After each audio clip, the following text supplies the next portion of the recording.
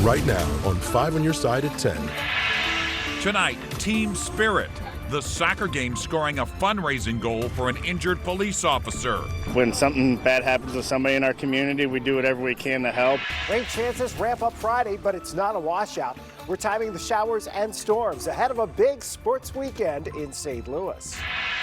Our top story, a global scheme putting kids at risk, busted by the FBI. It's just a very, very scary place for a teenager to be. The St. Louis connection to a major operation cracking down on sextortion crimes. Federal authorities call it a crime on the rise, sextortion. And tonight, more than 20 international suspects are now in custody, awaiting their day in court here in the U.S. Good evening. I'm Mike Bush. And I'm Kelly Jackson. As 5 Your Side's Brent Solomon explains, the St. Louis field office of the FBI played a role in nabbing the suspects. Brent? Well, Kelly, Mike, 5 on Your Side is the only station questioning the acting special agent in charge about this global operation. He says criminals are targeting teenagers, mainly boys, convincing them to hand over inappropriate images and then watch what happens next. It's very easy for these criminals to pose as, attractive females. And they're doing it all over the world. In this case, a major scheme out of Nigeria. They make contact with the victims online, oftentimes on social media platforms, also on gaming platforms, websites. So they make contact with these people and they develop a friendship or a relationship. That's when Joe Weston of the St. Louis FBI field office said the bad guys lure boys, mainly between 14 to 17, to hand over spicy images of themselves. Once that happens, they have these photos in their possession and they can do what they want with them. The FBI got on the case because in many of these instances, the criminals then threaten to expose the teens if they don't hand over big bucks. We've seen, unfortunately, these leading to suicides across the nation, which is what's really prompted the FBI to step up its involvement. It's why the FBI hit the ground in Nigeria with help of the St. Louis field office.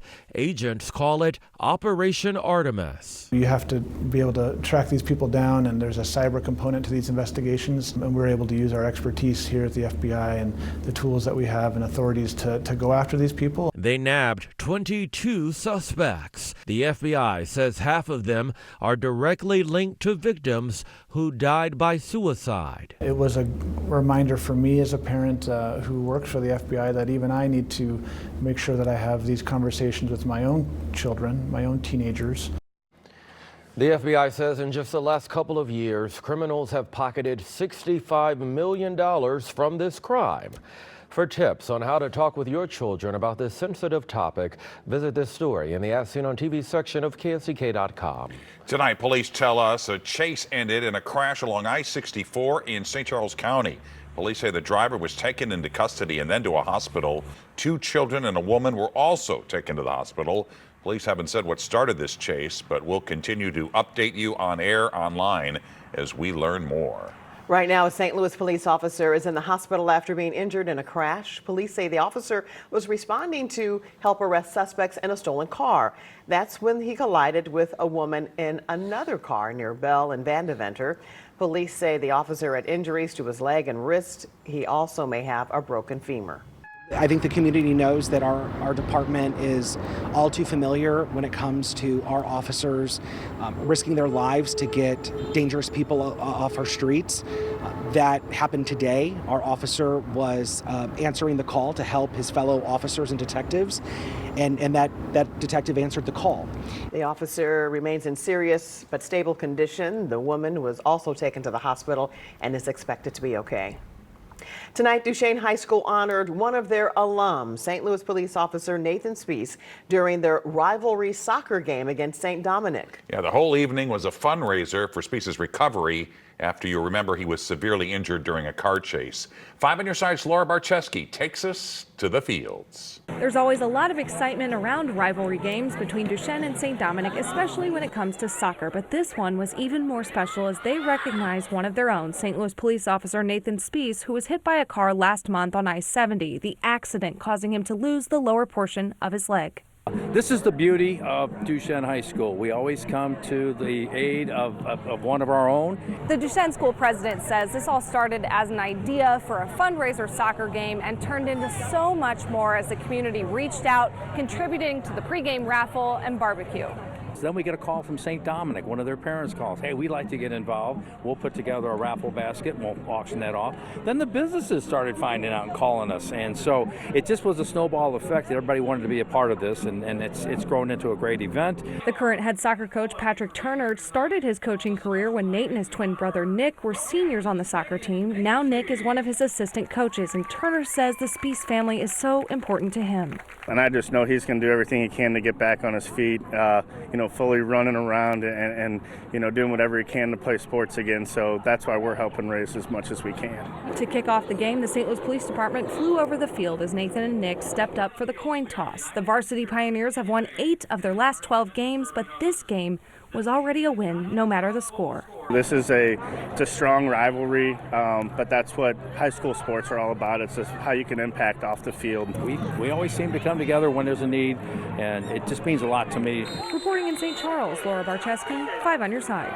School president says they were able to raise $5,000 for the family tonight to help in Spees' recovery. Turning now to the weather impact forecast, a few showers have started to pop up around the area. Chief Meteorologist Scott Connell's here tracking the conditions that will follow us into tomorrow. Scott. I think we're going to see some more scattered showers here and there overnight tonight, right on into tomorrow. Mostly it's ground clutter around St. Louis, but down towards Pacific, Robertsville, Cedar Hill, we're starting to see a couple little sprinkles there. We've had a couple of thunderstorms bubble up here. You would think at this point we would have seen most of this dying off, but indeed it's managed to keep going across Greene County. That's up east of Carrollton right now, north of Carrollton too, heading towards Root House, some rumbles of thunder. Just a brief downpour. There are a few more scattered showers out here in Gasconade County, some heavier action back into mid-Missouri, and then down over the Ozarks. There is a disturbance that is going to kind of just zip across our region ever so slowly during the overnight hours into tomorrow morning. So we'll likely still have a few rumbles of thunder, a few scattered showers. Cold front does come through tomorrow. With it, from the early morning on, there is that chance of some scattered showers, a few rumbles of thunder, not expecting severe weather. And like what we've seen this evening, pretty widely scattered or isolated. So you may need the rain gear for a brief time, and you may need a little extra time getting around. But for the most part, it's not overly impactful tomorrow. We'll see in a few minutes to talk about the weekend. Developing tonight, police investigating after finding a dead body in Granite City. Officers found the victim just after 9:30 this morning near Alton Street and Pontoon Road. The major case squad is assisting with this investigation, and we're still working to learn more from police.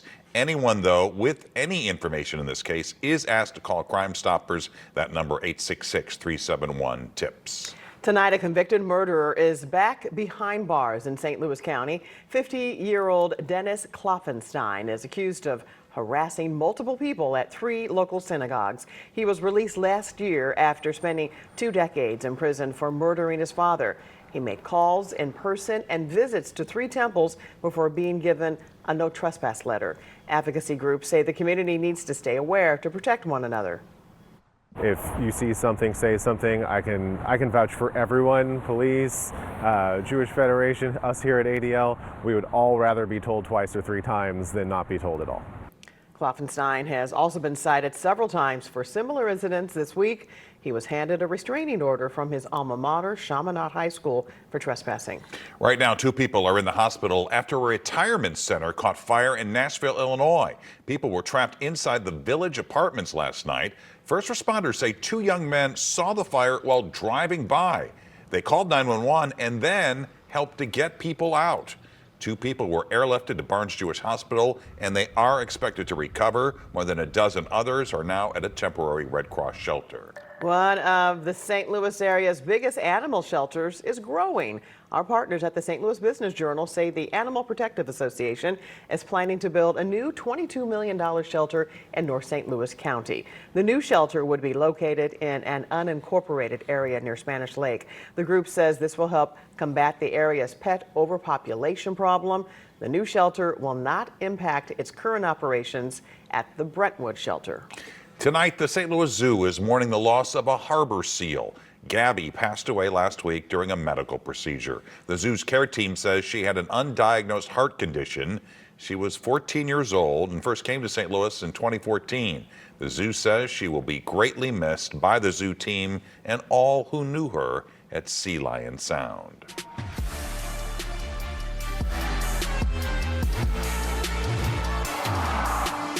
The NFL draft kicked off tonight, and Luther Burden III from Mizzou was considered a possible first-round choice. Now, he hasn't been drafted yet, but Andy Kroll was at a watch party with Burden and his family as they waited to hear his name.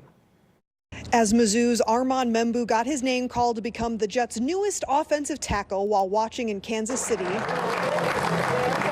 the Demetrius Johnson Lounge in Columbia waited to hear the name many would recognize from the field or an old Vienna chip bag, Luther Burden III. Any team in the NFL would be incredibly blessed to have on their team. He's the pride of East St. Louis. Burden came into Mizzou ranked in the top 5 for wide receivers. Then during his career as a Tiger, he pulled in 192 catches and 21 touchdowns, which is why after years of preparation, his NFL dreams are almost coming true. Current Mizzou football players watching the NFL draft from Green Bay, along with the university's president, while Burden waited for his life-changing phone call surrounded by friends and family. He is just an electric athlete, and not only at the home games, but at Mississippi State, and just seeing him make some incredible plays. The South Carolina catch, I remember being there, watching it happen unfold, and he's just a playmaker. He ran a 4.41 40-yard dash at the combine, showing off his ability to create separation and fight for extra yards, something those who've watched Burden for years know he's capable of doing at the top level. They've got a game plan. They're going to follow it just like they do on the field. But at the end of the day, there's got to be some jitters. I mean, this is the moment he's been living for. So I just want him to enjoy it. It only happens once. You only get drafted once. Andy Kroll, 5 on your side. Mushroom mania. The hunt is on for an elusive fungus. They're rare and they're very unique. 5 on your side joins the race against the clock to find the morel mushroom. This may be one of the better years for the Shroomers. We are tracking shower and some thunder chances into Friday and the good morel hunting weather for the weekend. Today, Illinois Senator Dick Durbin addressed the public for the first time since announcing he will not seek re-election. Durbin announced his retirement yesterday after serving in the Senate since 1996. In his news conference, he urged Congress to use their powers to slow down any more executive orders from President Donald Trump. He also told people he does not plan to endorse anyone for his seat. However, he says whoever does run needs to be a senator for all of Illinois. My message to everyone interested in running for office statewide, run in the entire state from one corner to the next. Don't assume a damn thing. These are voters who want to hear from you and want to know if you're going to make their lives any better. Earlier today, Illinois Lieutenant Governor Juliana Stratton launched her campaign for Durbin's Senate seat. His term ends in 2027. One of the most rare mushrooms is popping up for the season, sending foragers in a frenzy. Not only are these mushrooms found only in the wild, they also grow for just a short window. New tonight, 5 on your side's Michelle Lee asked an expert to take her on the hunt for an elusive morel mushroom. Oh no, that's part of a turtle shell. How the heck did that wind up in there? In the woods, you find a lot of things without explanation. Oh my gosh, look. Oh yeah, so What is that? I can't ever figure out what those are. I think they might be mussels, like from the river. That includes the elusive morel mushroom. So I think it's just kind of a, random where they pop up thick, and so that's kind of the mystery and the fun and the agony of it as well. Mike Daughtery and more hunters around the world have yet to figure out how they grow or where. There's a lot of lore. Whether or not it's true, I don't know on a lot of this stuff. The best way to start finding them is to forget that you're looking for them. I'm pretty sure. It's like looking for love. When you're not looking for it, it finds you, Morels are one of the most expensive and desirable mushrooms out there if you can find them. Oh, that's a different kind of... Is that poop? What is that? No, it's an old mushroom. I was like, wait a minute, is that a patty, a poop patty? What do you love about morels? Just the act of hunting for them. I just like being out in the woods, kind of, and now is the best time of year to do that, definitely. And the taste really is just wholly unique, I think, compared to anything else. Doesn't taste like any other mushrooms, doesn't taste like any other food. Got the first morel of the day. This was a Lone Ranger. I would just die if I actually found one, you know. Like, yeah. Today, I would just be so excited. Mike was one of the first people to post a picture of his recent haul in the Missouri Morel Facebook group with his family dog, Jilly.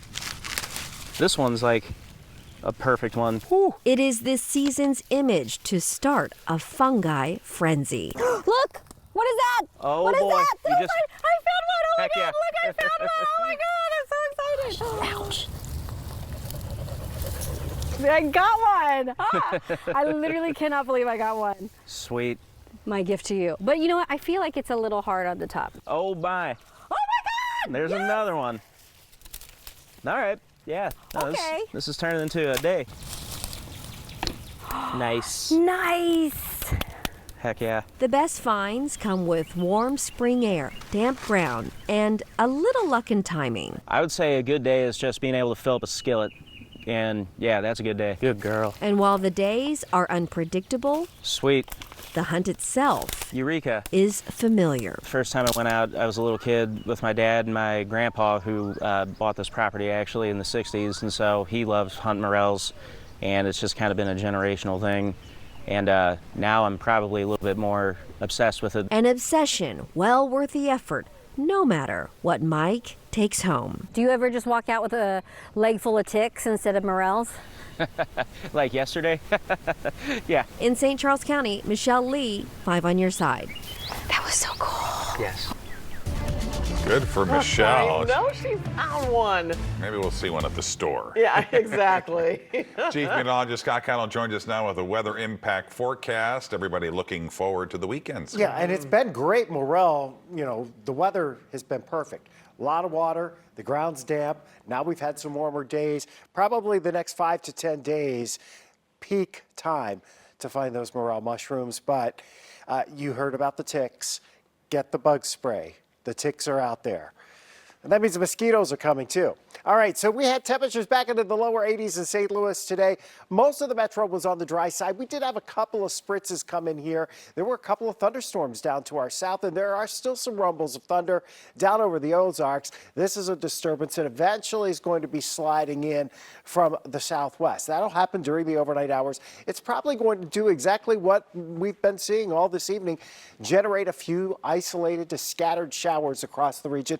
There are a few coming up 44 now into Pacific, heading into West St. Louis County. They'll drift into St. Charles County, into Warren County. Eventually, they'll make it into Lincoln County. We've had a couple of thunderstorms bubble up here across parts of Jersey and Greene County tonight. Early morning on, there'll be some scattered showers, some storms tomorrow. Not really widespread, we don't think. Also not lasting all day. It's not a washout. There's plenty of dry time. There's some sun. It'll be warm again. And yes, you can plant anything you want at this point. We don't see frost or freeze coming our way anytime soon. As we head into tomorrow, there is that chance again, first thing in the morning, probably around lunchtime, where we'll have some scattered showers, some rumbles of thunder. The cold front actually comes in a little after lunchtime, pressing south and east of St. Louis. Once that's through, our rain chances go down. And so as we head into the weekend, mainly dry conditions. This is good running weather. A lot of folks coming into town for the Greater St. Louis Marathon Saturday morning, 25th year for this. It'll be back around 60 by 9 o'clock, and it's dry. Saturday, that front's down to our south, so any rain chances well to our south. We're staying in the 60s on Sunday. Do think we'll climb back into the 70s as long as we see some sunshine on Sunday. Now, the weather machine is trying to bring the moisture back in here and increase our clouds. We can see that happening. Hopefully we can hold off until Sunday night before we see any showers. The next chance for any significant severe risk, and significance in parentheses, because really the ingredients are not all showing up for Tuesday for us, but there is another front coming in here along about Tuesday. Monday afternoon, Monday night, it's all up into Iowa, back into parts of Nebraska. And so by the time it gets here, that part will be phasing out. And the next part that develops may actually be farther south and east of us. And then you'll still have a chance for some showers and thunderstorms Wednesday into Thursday. It is going to get warm early next week. Mid to upper 80s on Monday. Well, I haven't seen that in a while. Yeah. All right. Scott, thanks. Corey is here with Blues News and Sports. Well, the Blues are hosting their first playoff game since 2022, and they did not waste any time getting the crowd into the action. We'll check in at Enterprise Center next in sports. And here's a look at what's streaming late night on 5+. It's a throwback episode of Face to Face with Karen Foss. This was from 1994, and she talked with Tonight Show host Jay Leno, comedian Kathleen Madigan, and restaurateur David Slay. You can watch for free just by downloading our 5+ app on your Roku, Apple, or Fire TV device.